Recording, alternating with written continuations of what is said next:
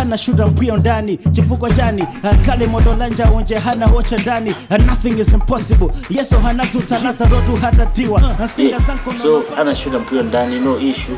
Puyo is presented in the newspapers as differently. Some newspapers are presenting as a gangster, but newspapers are presenting as a fan who is a whistleblower.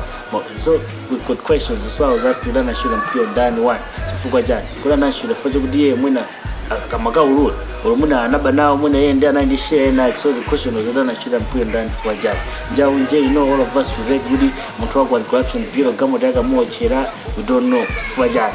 We don't know. So questions with my Malayans now tibe mayanko. Yesu anamuzusalaza la sada dio.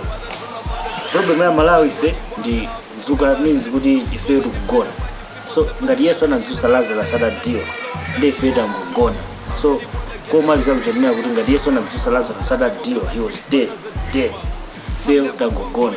Which means if we turn to Jesus, if we turn to Jaja, chances are high kuti he might wake us up. Yesu kuti Malawi tuzuka.